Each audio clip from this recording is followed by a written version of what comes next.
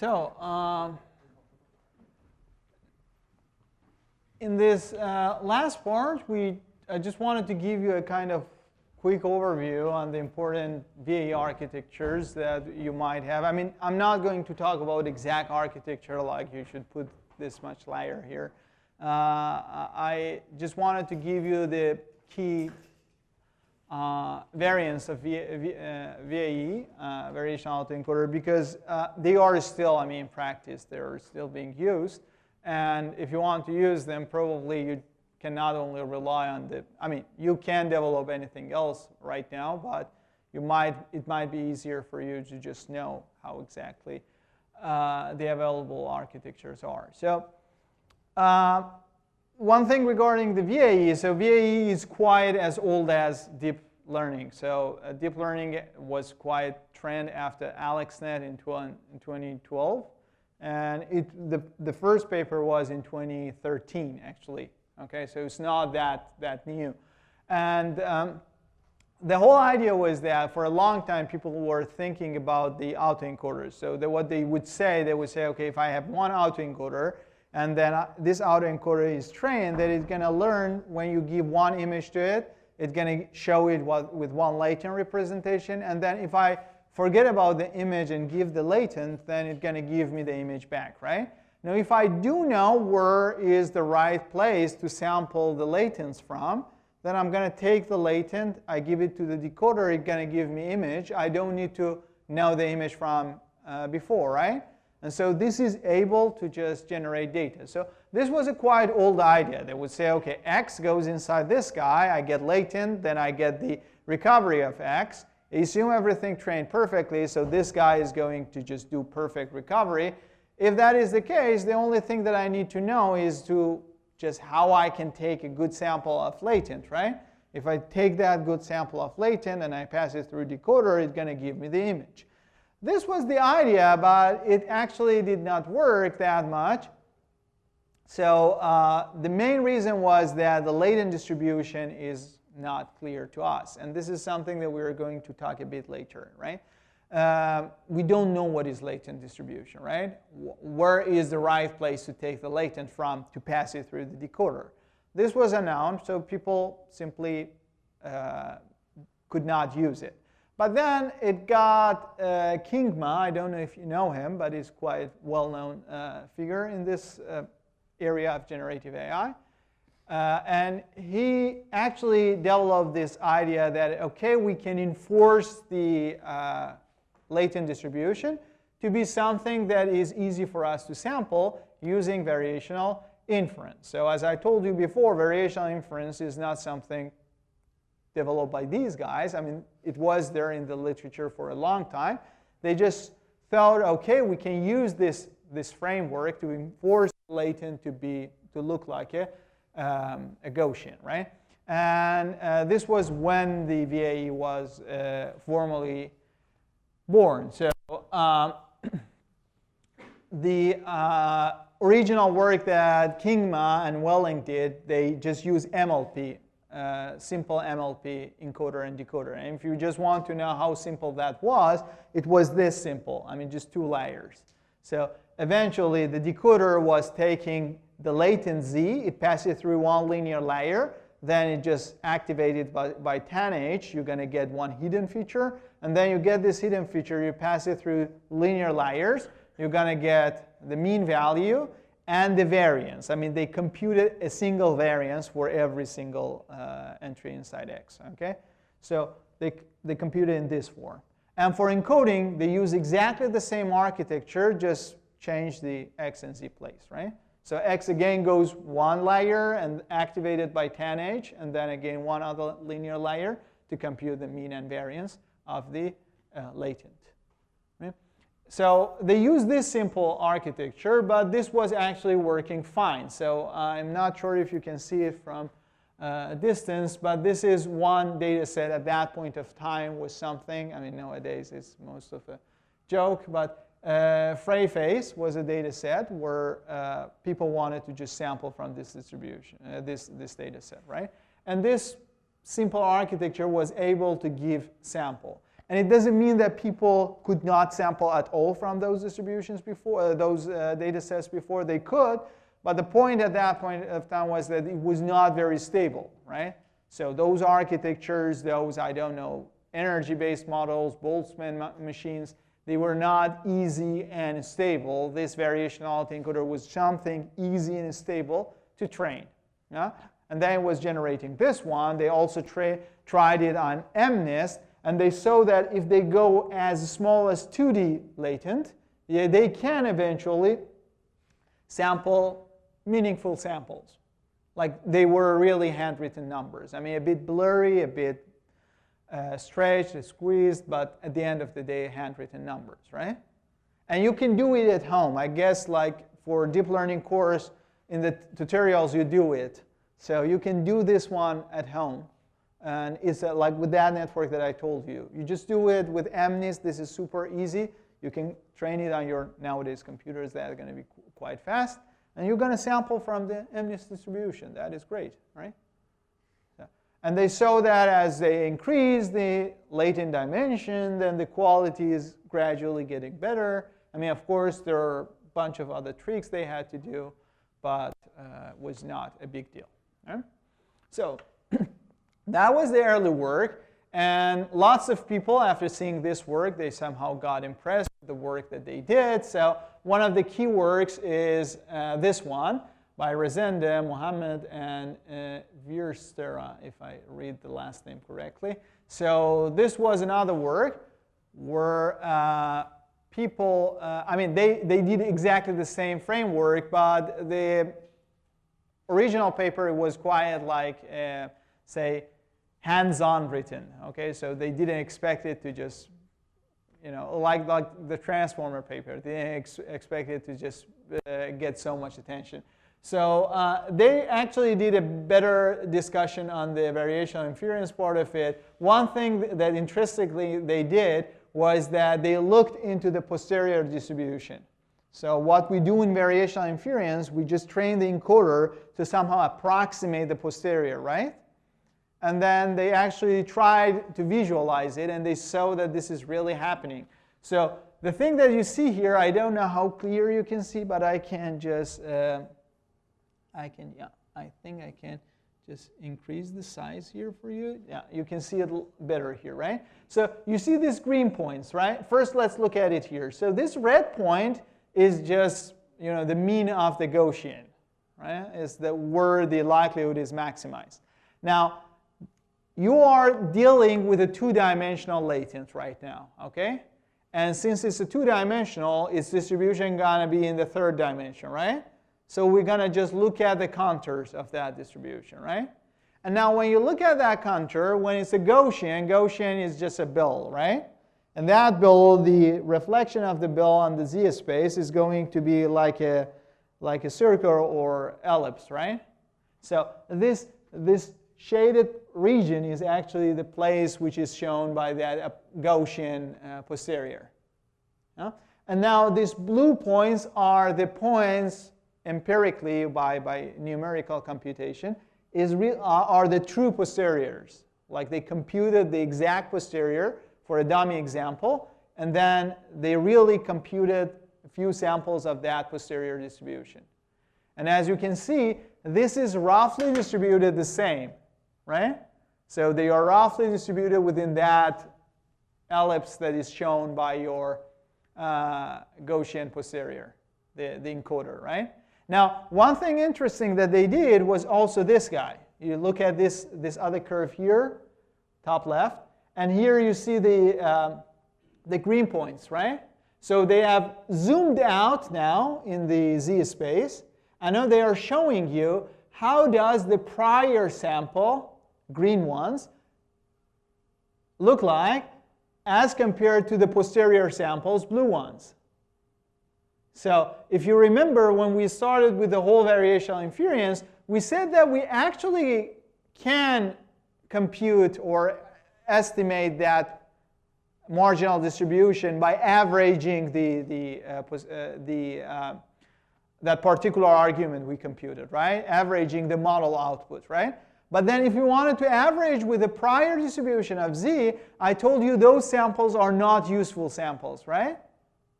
So now you can look at this figure here, and as you can see, all those blue points are concentrated around the peak, right? The red point. It means that those samples are very good samples all around the red point, right? Whereas the prior samples are somehow scattered over the whole region, right? So all of those guys which are far away from the blue points are actually useless, right?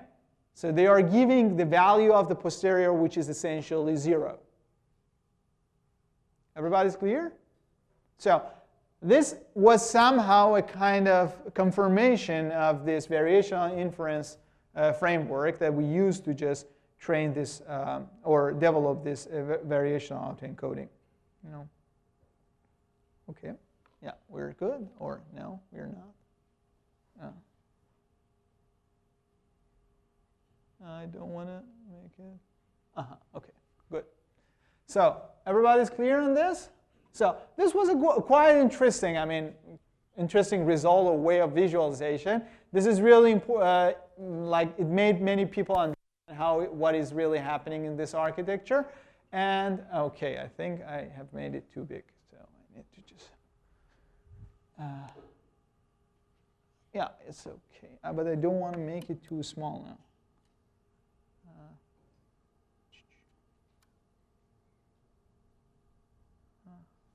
Yeah, the great, my parents told me always that the greatest thing about me is that I never decided to be a surgeon, right? You can see, I can never do it, right? Yeah. Okay, so maybe I just, yeah, that is a better idea. Okay. Okay. Yeah, no, I don't want that. Okay. Okay, now it's fine. Now, okay. What they did, they did the same experiment as before, but now they just made a deeper, just one layer extra, deeper MLP, and they could just try for a lot of distributions. So, sorry, a lot of data set. This is NORB. I don't know if you have heard of it. It's not very much trend anymore nowadays. So it's in the New York Object Recognition BEs. I forgot what is B for. So, but it's a kind of like 3D objects made by NYU University. It's a data set. And it's a rather complex data set. But the point was that this kind of approach was one of the first ones which could somehow roughly capture the pattern that it should be shown, right? So you could understand that is a car, a 3D car, but of course the details was not quite good. It makes sense, the model was super easy. But they tried it on MNIST as well, and also they tried it for other like more advanced applications of generative models, for example, image in painting. And what you see here is that the first column here is the original image, and then we make, this is what you did in assignment 2. So we make a bunch of pixels missing. So here randomly the pixels are missing. Here is a batch of pixels missing, right? And then they start to train the variational autoencoder to just fill in those missing pixels. And as you can see, as the training goes on, the image gets better and better refined, right? Corrected. So it was, at its own time, quite impressive. This was just 1 year after that, 2014. And at that point of time, like GAN was just introduced or was not there even. Okay, so this was a quite interesting result. And then at some point, people started to believe on it. So it took a bit of time because of that variational inference framework. But people started to believe on it, and then they started to just develop new architecture, more sophisticated architecture to do encoding and decoding. And all of them work exactly as we had in the previous section. So here is, for instance, example for CNN network. So again, this is MNIST. So the first column is the original image, and now we are just generating corresponding images, right? So we train on, for example, this kind of bold handwritten numbers, and you see this is bold handwritten number. The properties that you want are really captured by the network, right? Or for example, here, I mean, the numbers are written on different forms of plates, and then when you sample, you exactly get the kind of plates that you want, right? It was a quite good result. And of course, they started to go on with different architectures, right? So just changing the encoder and decoder. For instance, here, this last column here is the result when you use ResNet for encoding and decoding. And you expect that when you use ResNet, you can go deeper. And because of that, you can just realize more complicated networks. And because of that, probably this should work better. I mean, halfway you're correct. But as we're going to talk about it, there are a few issues with VAEs remain which we need to do more to just resolve rather than simply just advancing the network. So one thing that from very beginning when it got lots of attention was that everybody was just comparing them with different kinds of GAN. And it makes sense because GAN was somehow easier to understand and was easier to implement at that point of time, right? And then they wanted to see whether going through all of this variational inference framework, is it really worth it or not? Because GAN is giving good, sharp images, right? So for instance, here they're comparing different outputs with respect to FID. FID is the one which you had in assignment 2. So it's a kind of metric you can use to evaluate the quality of the image that you are generating, right? And this guy still is not hitting the top ones, right? Still is far away from that. And of course, other architecture transformers had been also used. So here, this is not a very famous paper. I just found it online. And then here in this architecture, you have your data. Then when you want to encode it, you first do a bit of encoding to just make it in the right dimension that you want. And then you start doing transformer, right? You just use a transformer to get your latent mean and variance. Then you sample, you get that sample, and then you connect it to the decoder through a cross-attention, right? And then you start to generate your output. And like it's a more advanced computational model, you expect to get better results, right? Yeah, so all of these things just advanced VAE, but there had been a couple of issues with VAEs. The first one, which was the simplest one to see, was the issue with the sharpness, as I told you. And it was very obvious in visual data, right? When you just generate image, the image is not sharp. Like, it's a bit blurry, right? And they started to say, like, if you go very, I mean, they expect that if they go very advanced in the computational model, like they have like super deep neural networks, this behavior should start vanishing. But it was not vanishing as they expected, right? It was still there. So for other kind of data, like for example, for music, you're going to hear some background noise, right? So it's a bit of smoothness in the data, which makes it less accurate as you want. And one example is here, so you can simply see it. This is a comparison between VAE and GAN. And as you can see, I mean, GAN is not doing a perfect job, right? If you look at this image and compare it to this one, you see there are a bunch of pixels which do not fit the whole image, right? But the point is that this guy is quite sharp. This guy is blurry, right? So it's like it's faded, right? It's a bit of noise on it, right? So this behavior is not going to easily get off the outputs of the VAE, and you can simply guess what is the main reason. The main reason is that at the end of the day, when you want to sample, you're going to compute the mean value and sample by a Gaussian distribution, right? So that mean value for you is going to be one image, right? And that image is probably having some bad points inside it, right? And that Gaussian noise is going to add up to this and make it blurry to disappear, right? This is the thing that is going to happen in practice, right? if your model is super perfectly designed or trained, then you expect that you get this image whose missing or problematic pixels, when added to a Gaussian noise, are going to be sharp outputs, right? But you can imagine that this needs like a super duper deep network. This is not an easy computational task to realize, right?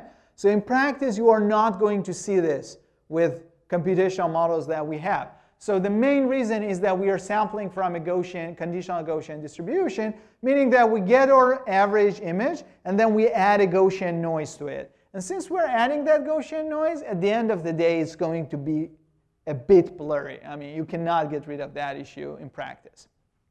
So this was this is one of the main limits of the classic variational autoencoders. The other issue is with respect to what we call it disentanglement. I don't know if you have heard about this idea, but in the autoencoders or like latent space models. But the main idea here, what it says that, say I have one image or one data, right?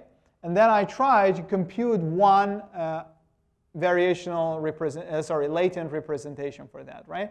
What I hope to happen is that every single entry inside this latent representation is actually responsible for one of the features of that data. For instance, you have one image, right? And then you go ahead and compute one latent representation for that. Say that latent representation is three-dimensional. What you hope for is that one of the latent entries, one of the entries of this latent vector, is responsible for the color, one other responsible for the, I don't know, size, for example, one other responsible for the orientation of the image, right? Such that if I change one of them, the others are intact, right? Like if I change the first entry of the latent, only the color changes. Nothing else changes, right? This is a kind of ideal property, right? If you have this, if you can disentangle your whole image inside the latent space, then you can essentially, whatever you want to do to that image, you can go ahead and play with that particular latent, right? This is a kind of ideal property that we want to have in any latent representation. So if I want to just give you a dummy example, assume that you compute for such image one latent representation. And what you hope for is that, for example, the first entry here is actually responsible for color of the ball, right, in the image. Now, if I change that value, only the color of the ball is going to change, right? Nothing else is going to change. And this is perfect, because if I want to make one red ball into a green ball, I just need to play with that particular latent entry, right? I don't need to do anything else. Okay, so this is a kind of ideal property. Since in variational autoencoders we are computing a latent representation, the question is how disentangled that guy is, right? And the point here is that if we can really find a kind of latent which is a super disentangled, then this is going to help us a lot in terms of generation. Because, I mean, you can really see that if you think, for example, for an image, once you know which every single latent is working with one feature of that image, you can eventually do a lot in terms of generation, right? So if I generate one meaningful image, I can go ahead and play with every single latent variable to just find out what else I can do with that image, right? I change orientation, I change color, I change I make it up and down, things like this, right? So this is a very important property that we hope we have, but in practice, like the classic VAE that we have, it doesn't guarantee this property. It doesn't mean that it's totally entangled. It's not, but there is no way that you can make sure like it's as disentangled as you want, right? So there is no such power in our hand. And the main reason is that there is no parameter in our whole training that is responsible for this property, right? We did not consider it when we were developing this architecture, right? I didn't tell you that put one variable here to make sure that every latent variable is responsible for something, right? Now, if you want to think about this statistically, This means that when you are computing the latent output, encoder output, you somehow want this statistically to look like something IID, right? You want this to happen, right? If you want that to happen, I mean, of course you can impose it on your model, but at the end of the day, the whole thing is going to happen inside your training, right? If I can, while I am training, give higher weight into this property that latent representation is somehow IID, then I can make sure that I have enough disentanglement as I want, right? And then the question is how we can do it in the classic variational autoencoders. The basic idea was that just go ahead and increase the latent dimensions. That makes sense, right? If you have so many latent variables, then probably each of them is responsible for something, right? But this has one bad thing with it, and that is that it's going to introduce lots of dummy latent variables as well, right? Probably you need to increase it so much that some of them are responsible for nothing, right? And some of them are responsible for one thing. So better idea is that what we call it beta variational autoencoder. The only reason I put it here is because in many papers you see it. I just wanted to make it clear it's nothing different from what we have done before. So everything that you do is exactly as before. Your encoder, your decoder, everything is as before. The only difference is that when you are computing the loss term, the risk term, you are going to add this beta before KL divergence. Now, what does that beta do for you? This is kind of like a regularization factor, right? So in the classic VAE, that is 1, right? So the weight of KL divergence is 1. But now if I want to put more emphasis on this KL divergence, meaning that I want my latent variable to look more like IID, right? If I want this happen, I'm going to increase beta, right? So you just take beta to be larger, then this KL penalty is going to increase. And because of that one, this latent variable that you're going to compute is going to look like IID thing, right? Since it's a statistically IID, you can guess, okay, probably every single variable is responsible for something, right? So when it's statistically IID, then it is better disentangled. So you're going to have the property that you want. Okay? So beta VAE is nothing but the VAE that you have. The VAE we talked up to this point is 1 VAE then, right? And beta could be larger or smaller than 1. Everybody's clear? Okay. So this was the second issue, and that is not a very challenging, so you could resolve it. The last issue is what we call it posterior collapse. And what is the idea of posterior collapse? This is happening when during the training you start to see that your decoder is actually ignoring whatever it gets from the encoder. It is generating samples totally independent of what it's getting from the decoder. Like that P of x given z, it doesn't care about the z given by the encoder, right? So this is what we call it posterior collapse. Why we say, I mean, it makes sense because it somehow feels not needing any more the posterior, right? It just can generate by itself. Okay? So now, how you can see it in practice. So first of all, intuitively, if you want to talk about this, this means that when it's training, it means that it's, I mean, during the training, we have the data sample, right? The data sample goes inside encoder, you get the latent, then you give the latent to the decoder, decoder generates the data sample, right? Now, if you want this chain to be connected, you really need your output of the decoder to depend on the input of the decoder, right? Which is the latent. But then, at some point, if you train some VAE, you're going to see that this VAE starts to behave like if I replace this z value with something totally generated randomly without caring about the input x, you're going to see no difference in the output. Then you start to feel, okay, this decoder is not caring about what the encoder has given it, right? So it's just generating something. So if I want to put it in more concrete formulation, if posterior collapse happens, then the loss value that you are computing during the training, when you are giving the sample to the encoder, getting latent, then you passing it through the decoder, this one is going to be the same as you just turn off the encoder completely. You just sample random latent, give it to the decoder, and then it just gives you the output. The loss value that you are getting is not different. And not exactly not different, roughly it's the same, right? And this means that the decoder is somehow ignoring the posterior, right? The posterior distribution, the posterior samples that are given to it. Everybody's clear? Now, one question. Is it, with respect to generation, is it a big deal? Is it an issue? If I only care about generation.